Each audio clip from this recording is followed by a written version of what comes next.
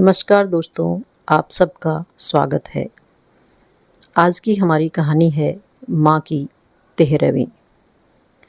माँ, ओ माँ, कहाँ हो? देखो, मैं तुम्हारे लिए क्या लाया हूँ। अपनी माँ के कमरे के अंदर आते ही राजीव हाथ में 2 टिकटें लहराते हुए बोला। बेटी की आवाज़ सुनकर माला फेरती हुई उसकी माँ ने उसकी ओर नज़र उठाकर देखा तो बोली, ये क्या है बेटा? माँ, तुम बहुत दिनों से कह रही थी कि मैं तुम्हें गंगा स्नान कराने ले चलूं। तो इस बार कुंभ का मेला लगा है, तो मैंने सोचा कि आपको कुंभ के मेले में ले चलता हूँ और गंगा स्नान करवा कर लाता हूँ।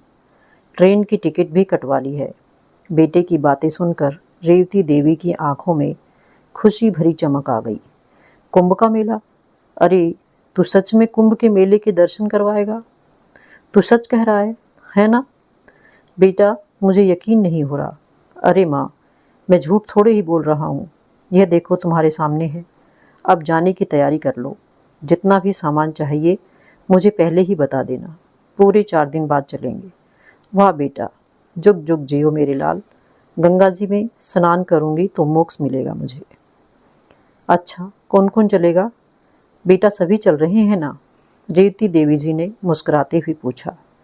तो राजीव बोला, अरे नहीं माँ, सब ने जाकर क्या करना है? मालूम है कुंभ पर कितनी भीड़ रहती है। सब लोगों को संभालना तो बहुत मुश्किल हो जाएगा। इसलिए मैं केवल 2 ही टिकट लेकर आया हूँ, मेरे और तुम्हारे लिए। बेटे की इस बात को सुनते ही रेवती देवी जी की नज़रें अपनी बहू रोमा पर गई और सोचने लगी कि बेटे के साथ में अकेली जाऊंगी तो बहू नाराज़ तो नहीं हो जाएगी। फिर बोली, अरे राजीव बेटा, लेकिन इतनी उम्र में तू अकेला मुझे कैसे संभालेगा? घर में तो जैसे तैसे अपना काम कर लेती हूँ, लेकिन बाहर को मेरा उठना बैठना भी मुश्किल हो जाएगा। घड़ी घड़ी मुझे सहारे की ज़रूरत पड़ेगी। तभी उनकी बहू रोमा बोली, अब यह आपको ले जा रहे हैं तो संभाल भी लेंगे, और फिर हम तो कहीं ना कहीं जाते ही रहते हैं, फिर कभी चले जाएंगे। और यह भी तो सोचिए कि कुंभ का मेला हर साल थोड़ी ना आता है। फिर रेवती जी बोली, लेकिन बहू, राजीव को मुझे संभालने में परेशानी होगी तो? उनकी यह बात सुनकर उनका बेटा राजीव हंस पड़ा। और वहाँ अब तुम्हें अपने बेटे पर विश्वास भी नहीं है? अरे, जैसा आप बचपन में मेरा ख्याल रखती थी, वैसे ही मैं भी आपका ख्याल रखूँगा। आपका हाथ मैं कभी नहीं छोड़ूंगा। खूब अच्छे से आपको मेला दिखाऊंगा। राजीव की बात पर सब लोग हंसने लगे और रेवती देवी जी प्रसन्न हो गई। उनकी बहुत समय से चली आ रही इच्छा पूरी होने जा रही थी। कितनी बार राजीव से कह चुकी थी कि मरने से पहले एक बार मुझे कुंभ का स्नान करवा दे। अगर कुंभ पर नहीं लेकर जा सकते हो तो ऐसे ही उज्जैन ले चल, लेकिन एक बार गंगा स्नान करवा दे तो मेरी अंतिम इच्छा पूरी हो जाए। लेकिन वक्त गुजरता रहा और बात चलती रही, परंतु आज राजीव ने अपने आप आकर कहा तो उनका मन प्रसन्नता से नाच उठा। रेवती जी आज अपने बेटे और बहू को आशीर्वाद देती नहीं थक रही थी। उज्जैन जाने के लिए वे दोनों ट्रेन में बैठ गए और रेवती देवी जी का तो सफ़र में बुरा हाल हो रहा था। 1 दिन और 1 रात का सफ़र था। बेटे का हाथ पकड़कर बार बार बाथरूम जाती, लेकिन जैसे ही ट्रेन खिसकने लगती तो पांव डगमगाने लगते। किसी तरह गिरती पड़ती सीट तक पहुंच पाती थी। अरे माँ, संभालो अपने आप को, अभी तो सफ़र शुरू ही हुआ है, आगे कैसे करोगी? हाँ बेटा, कोशिश कर रही हूँ संभालने की, पर उम्र ही हो गई है ना। हाथ की पकड़ भी ढीली हो चुकी है और पाँव भी डगमगा जाते हैं। विवश होते हुए रेवती देवी जी बोली। तो राजीव ने कहा, कोई बात नहीं माँ, मैं हूँ ना, मैं सब संभाल लूँगा। यह सुनकर रेवती देवी जी की आंखें ममता से भर उठी। रात के समय ट्रेन की खटखट और सीटी की आवाज़ में सोने भी नहीं दिया। रह रहकर सोचती कि नाहक ही राजीव को मैंने तंग किया।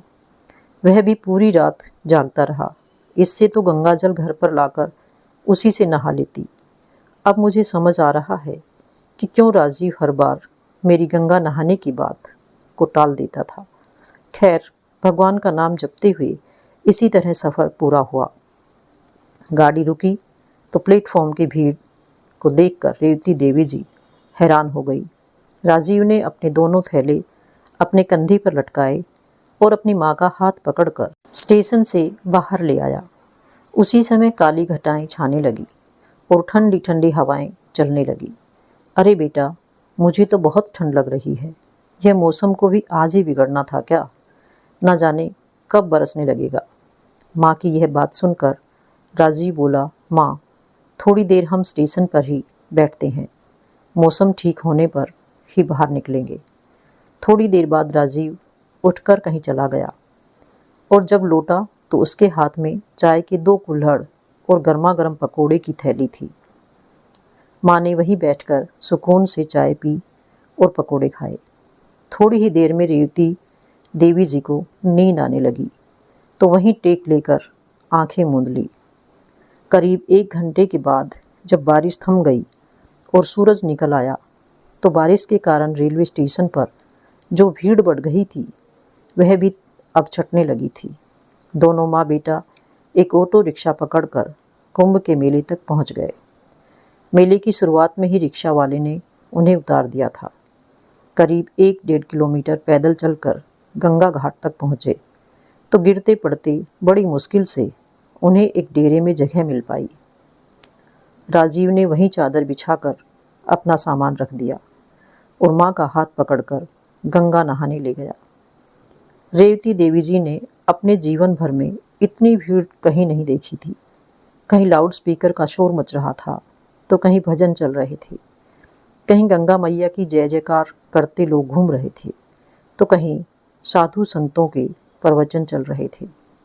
आगे बढ़े तो झूले वाले, खिलौने वाले, पूड़ी कचौड़ी और मिठाई की दुकान, धार्मिक किताबें और तस्वीरों की दुकान, हर जाति और धर्म के लोगों को देखकर वह हैरान थी।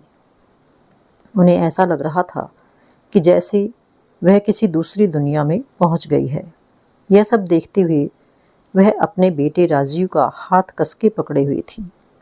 रास्ते बनाते बनाते राजीव उन्हें किनारे तक ले आया, परंतु यहाँ भी भीड़ ही भीड़ थी। राजीव ने हाथ पकड़कर अपनी माँ को गंगा में स्नान करवाया और खुद स्नान किया। गंगा में फूल और प्रसाद चढ़ाया तो ना जाने कब से मन में बसी रेवती जी की अभिलाषा पूरी हुई। खुशी के मारे उनकी आंखों से आंसू निकल गए।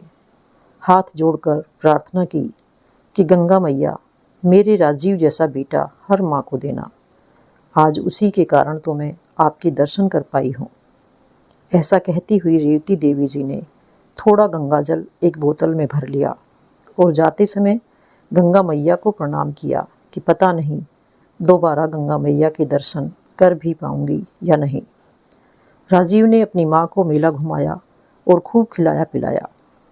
फिर रेवती देवी जी बोली, बस बेटा, अब मैं थक चुकी हूँ, अब और नहीं चला जाता। तो राजीव माँ के कहने पर उन्हें डेरा वापस ले आया। चलो माँ, अब तुम यहाँ आराम करो, मैं घूम कर आता हूँ। ऐसा कहते हुए राजीव ने अपने पास अपनी जेब में से कुछ रुपए निकाले और माँ के हाथों में थमा दिए। अरे बेटा, मैं इन रुपयों का क्या करूँगी?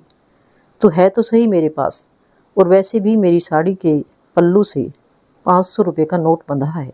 ऐसा कहती हुई रेवती देवी जी उसे पैसे वापस करने लगी तो राजीव बोला, अरे नहीं माँ, रख लो, वक्त बेवक्त काम आ जाते हैं। कुछ खरीदने का मन होता है या कहीं मेरी जेब कट गई तो। राजीव के ऐसा कहने पर रेवती देवी जी ने रुपए रख लिए, यह सोचते हुए कि ऐसे मेले में तो चोर उचक्के और बहुत से ठग घूमते रहते हैं और लोगों को बुद्धू बनाकर लोगों की जेब साफ करके निकल जाते हैं, पता भी नहीं चलता। राजीव अपना थैला लेकर चला गया और रेवती देवी जी वहीं पर अपना थैला सर के नीचे रख के चादर पर लेट गई। आज उनका मन बहुत संतुष्ट था। राजीव ने भी उनका खूब ध्यान रखा था। लेटे लेटे ही उनकी आंखें लग गई, लेकिन जब आंख खुली तो देखा सूरज अस्त हो रहा था। इधर उधर देखा तो राजीव अभी तक नहीं लौटा था। उनके माथे पर चिंता की लकीरें उभर आई। अनजानी जगह और अनजाने लोग। अपने राजीव के बारे में पूछूं भी तो किससे? फिर उन्होंने अपना सामान देखा तो सब कुछ सुरक्षित था। अपनी साड़ी के पल्लों में बंधे हुए नोट भी सुरक्षित देखे तो डेरे से बाहर जाकर इधर उधर अपने बेटे को ढूंढने लगी। अभी सामने देखा तो हैरान रह गई। आदमियों का एक झुंड तेजी से भागता हुआ आ रहा था। इससे पहले कि वह कुछ समझ पाती, जोर जोर से चीख पुकार मचने लगी।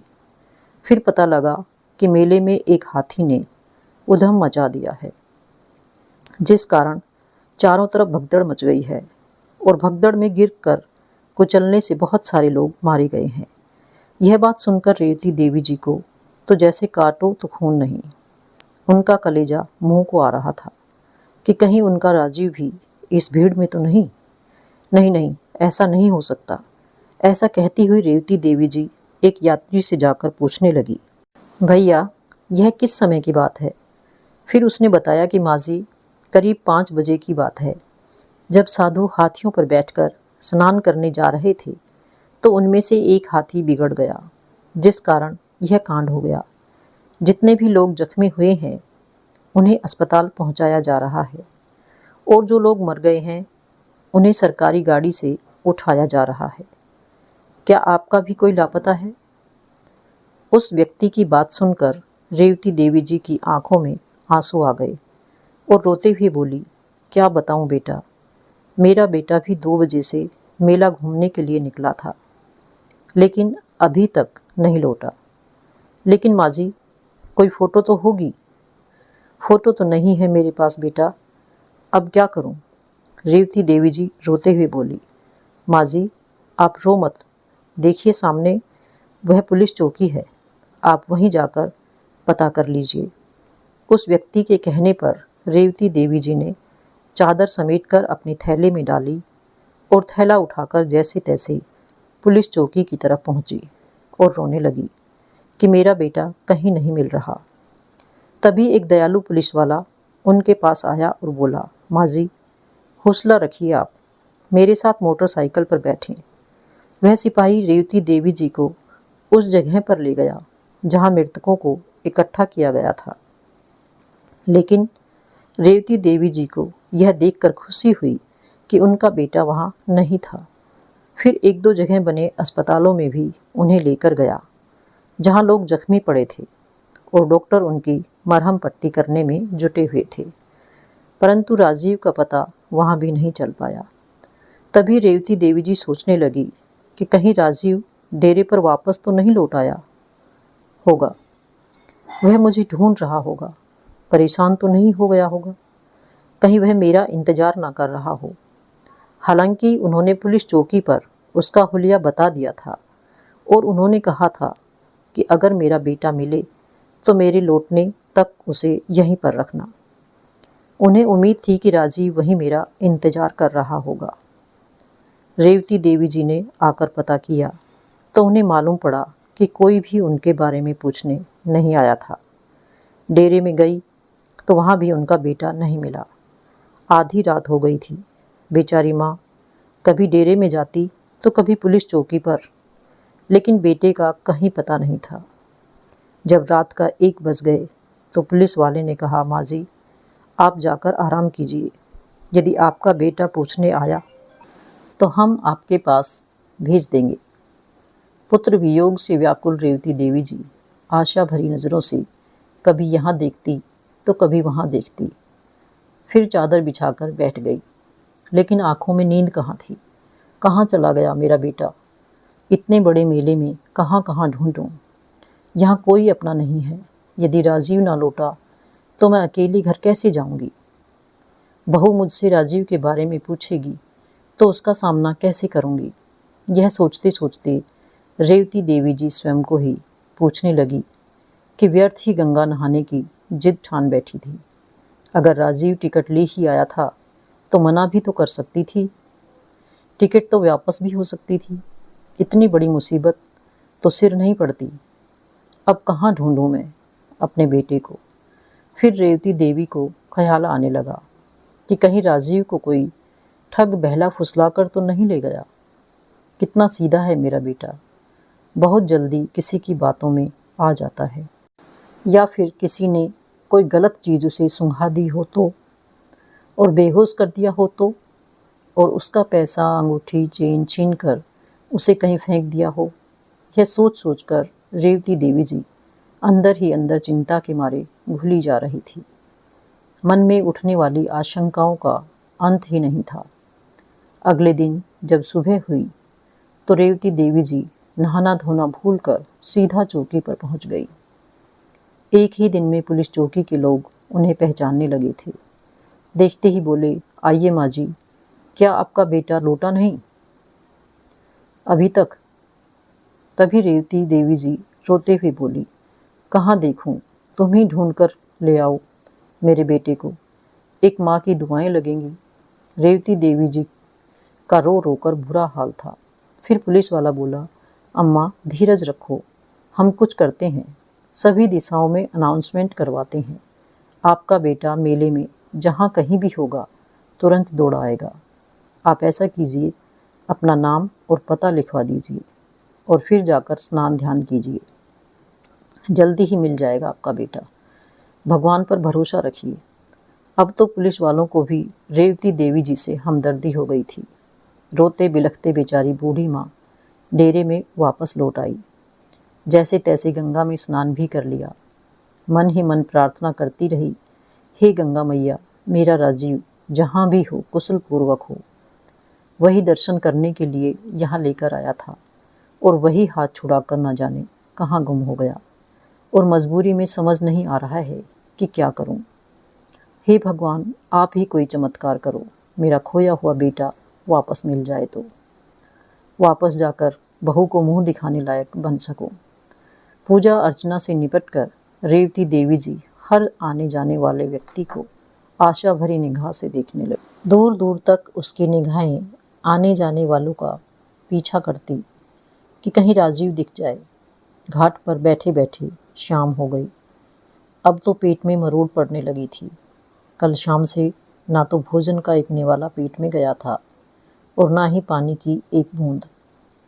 फिर ध्यान आया कि अगर मैं खुद बीमार पड़ गई तो अपने बेटे को कैसे ढूंढूंगी।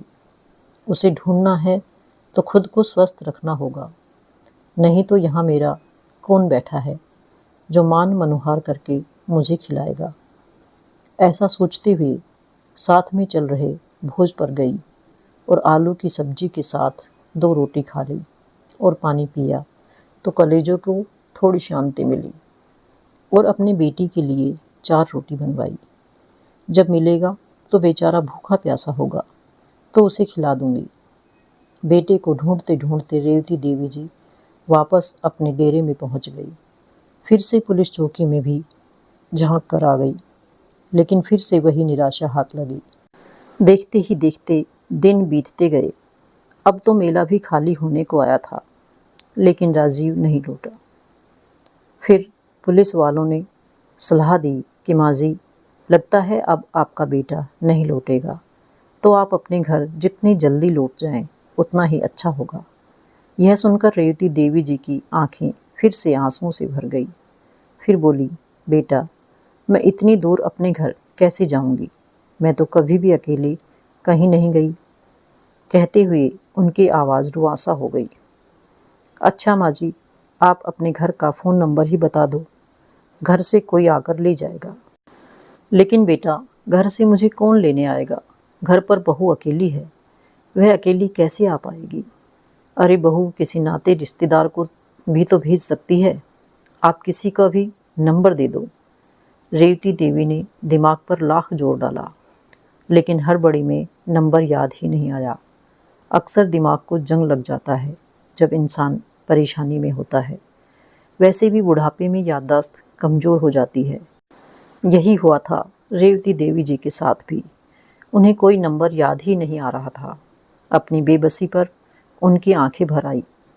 उसी समय एक यात्री पुलिस चौकी के बाहर से गुजर रहा था, तो उसका ध्यान वहाँ बैठी रेवती देवी जी की ओर गया, जो फूट फूट कर रो रही थी। उसने पुलिस वाले से वृद्धा के रोने का कारण पूछा, तो सारी बात सुनकर वह यात्री बोला, आप अम्मा को मेरे साथ ही भेज दीजिए, मैं भी वहीं का रहने वाला हूँ। मैं शाम 5 बजे की ट्रेन से घर जा रहा था। आप कहें तो इन्हें भी अपने साथ ले जाऊंगा और इसके बाद उनकी गांव जाने वाली बस में बिठा दूंगा। ये आराम से अपने गांव पहुंच जाएंगी। पुलिस वाले ने रेवती देवी जी को उस अनजान व्यक्ति के साथ रवाना कर दिया और उसका पता और फ़ोन नंबर अपने पास लिख कर रख लिया। रेवती देवी जी उनके साथ जा तो रही थी, पर मन में किसी कोने में एक डर भी था कि कहीं ये व्यक्ति ठग ना हो, परंतु और कोई चारा भी नहीं था उस पर विश्वास करने के अलावा, वरना इस अनजान जगह पर कब तक रहती। लेकिन उस व्यक्ति ने रेवती देवी जी के मन की बात को जैसे पढ़ लिया हो। वह बोला, अम्मा जी आप चिंता मत कीजिए, मैं आपके गांव के पास के गांव में ही रहता हूँ।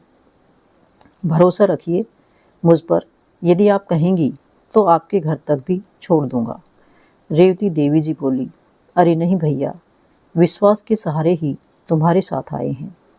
तुम मुझे अपने साथ लेकर आए हो, क्या इतना उपकार कम है? ट्रेन से उतरने के बाद मुझे बस में बैठा देंगे तो मैं अपने गांव पहुंच जाऊंगी। बस मुझे तो एक बात का गम है, एक बात सताए जा रही है, ना जाने मेरा बेटा कहाँ होगा, किस हाल में होगा।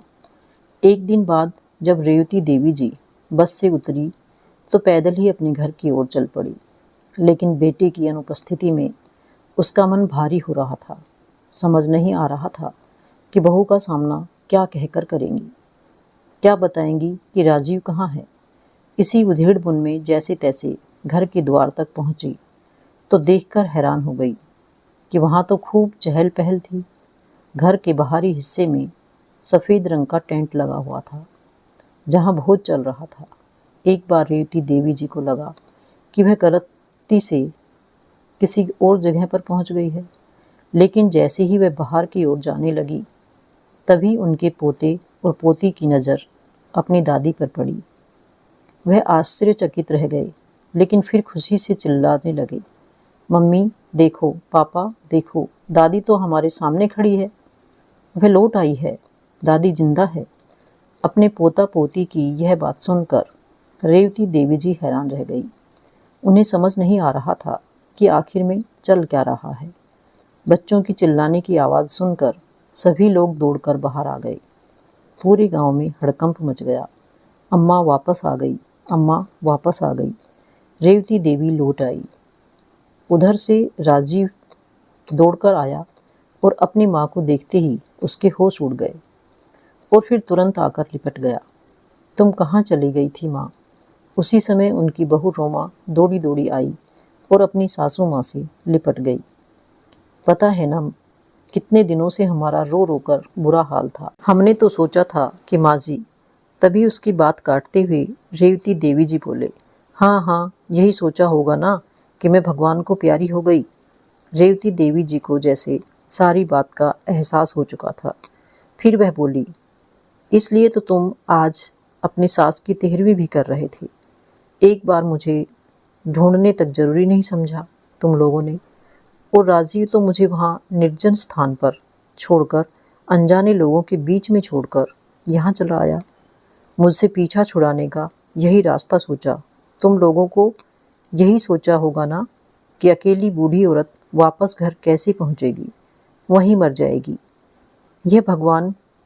ऐसा कहते ही रेवती देवी वहीं जमीन पर अपना सिर पकड़कर बैठ गई। फिर बोली, अरे मैं तो पगला उठी थी, घाट घाट पर तुझे ढूंढती फिर रही थी। फिर राजीव बोला, ऐसा नहीं है माँ, मैंने तुम्हें कहाँ कहाँ नहीं ढूंढा, ना जाने कहाँ कहाँ मैंने आपके नाम की घोषणा करवाई, पर आप कहीं नहीं मिली। कभी रेवती देवी जी ने कहा, भगवान का इतना ही शुक्र है कि तू ठीक है, तुझे देखकर मेरी जान वापस लौट आई है। उसी समय बेटा बहू दोनों एक दूसरे की आंखों में देखते ही बोले, अब यह दावत माँ के लौट आने की खुशी में है, सब खुशी से खाना खाओ, हमारी माँ वापस आ गई है। ऐसा कहते हुए राजीव खुशी से नाचने लगा तो दूसरी ओर गांव की औरतों ने कानाफूसी होने लगी। लेकिन थोड़ी ही देर में सब लोग रोमा और राजीव को बधाई देने लगे और बोले, रोमा, अच्छा ही हुआ जो तुम्हारी सासू माँ लौट आई, नहीं तो तुम क्या क्या सोच रही थी, और वह बेचारी न जाने कहाँ कहाँ भटक रही होगी। बड़ी हिम्मत वाली है जो इतनी दूर से अकेले लौट आई। फिर दूसरी औरत, जाको राखी साइया मार सके ना कोई, जितने मुँह उतनी बातें। लेकिन सब बातों का एक ही जवाब था कि रेवती देवी सकुशल अपने घर लौट आई थी। सभी रिश्तेदार जो रेवती देवी जी के दुख में शामिल होने आए थे, उनकी बात होने लगी और तभी किसी ने ढोल वालों को बुला लिया। ढोल बजने लगे और सब लोग नाचने कूदने लगे। माहौल एकदम से बदल गया था। उधर अपने बेटे राजीव को अपने सामने सुरक्षित देखकर रेवती देवी जी भी सब कुछ भूल गई। भगवान ने उनकी मनोहार मान ली थी। अब भगवान पर उनका विश्वास और भी ज़्यादा हो गया था। सभी रिश्तेदार और पड़ोसी खा पीकर अपने घर चले गए। रेवती देवी और उनके बेटा बहू भी अपने अपने कमरों में जाकर सो गए। इतने दिनों बाद आज रेवती देवी जी निश्चिंत होकर सुकून से सोई थी, लेकिन अचानक ही उनकी रात में नींद खुली। उनका गला सूख रहा था। पानी पीने के लिए उठी तो देखा कि राजीव के कमरे की बत्ती जल रही थी और धीरे धीरे कुछ बोलने की आवाज़ आ रही थी। आखिर यह लोग इस समय जाग क्यों रहे हैं? इस प्रश्न के साथ जैसे ही उनके कमरे की ओर बढ़ी तो जो कुछ उन्होंने सुना, उन्हें अपने कानों पर यकीन नहीं हुआ। रोमा राजीव से कह रही थी, तुमने तो कहा था कि मैं माँ को ऐसी जगह ठिकाने पर लगा कर आऊँगा कि उसकी बातों में उनसे हमेशा के लिए छुटकारा मिल जाएगा। लेकिन देखो, तुम्हारी माँ तो कुछ ही दिनों में वापस आ गई। फिर राजीव बोला, अरे माँ को कुंभ के मेले में छोड़ आया था, जहाँ इतनी भीड़ और इतनी भगदड़ रहती है। मैंने तो सोचा ही नहीं था कि ऐसी जगह से और इतनी दूर से भी माँ वापस लौटकर आ सकती है। लेकिन रोमा, जो हुआ अच्छा ही हुआ, क्योंकि जब से मैं माँ को छोड़कर आया था, मेरी आत्मा मुझे धिक्कार रही थी कि मैंने अपनी माँ को मारने का बहुत बड़ा प्रयास किया, जो पाप था। सारा दिन मैं यही सोचता रहता कि माँ भूखी प्यासी कहाँ कहाँ भटक रही होगी, जिंदा भी होगी या नहीं। मेरी माँ ने तो मुझ पर विश्वास किया था, मैंने उनके साथ इतना बड़ा विश्वासघात कर दिया। माँ को इस प्रकार गंगा घाट पर छोड़कर आने का अपराध मुझे अंदर ही अंदर खा रहा था। और रोमा, तुम माँ को आने पर परेशान मत होना। इतना समय माँ को झेला है, वहीं कुछ समय और सही। अच्छा हुआ माँ लौट आई। मैं माँ की मृत्यु के कारण बनते बनते रह गया। भगवान तेरा लाख लाख शुक्र है। इतनी बात सुनते ही रेवती देवी जी के पैरों तले जमीन कांपने लगी और कुंभ के मेले का सारा दृश्य उसकी आंखों के सामने आने लगा, क्योंकि पिछले दिनों उन्होंने लगभग सारे कुंभ के मेले में घूम लिया। अपने बेटे के नाम की जगह जगह पर घोषणा करवाई, पर अपने नाम की घोषणा तो मैंने कहीं सुनी ही नहीं थी। इतना बड़ा झूठ बोला था राजीव ने मुझे। वह मुझसे मुक्त होने के लिए ही मुझे उज्जैन लेकर गया था। मैं इतना बड़ा बोझ बन चुकी थी अपने ही बेटे पर कि वह मुझे जीते जी मारना चाहता है। यह बात सोचते सोचते रेवती देवी जी की आंखों के आगे अंधेरा छाने लगा। इससे पहले कि खुद को संभाल पाती, वह धड़ाम से जमीन पर गिर गई। एक बूढ़ी माँ सब कुछ भूल सकती थी, पर यह सदमा वो ना झेल पाई। आज सच में उस बूढ़ी माँ को अपनों से मोक्ष मिल गया था। तो दोस्तों, ये थी आज की कहानी। आपको कैसी लगी कमेंट करके ज़रूर बताइएगा, और यदि आप मेरे चैनल पर नए हैं तो इसे सब्सक्राइब ज़रूर कर लीजिएगा। धन्यवाद।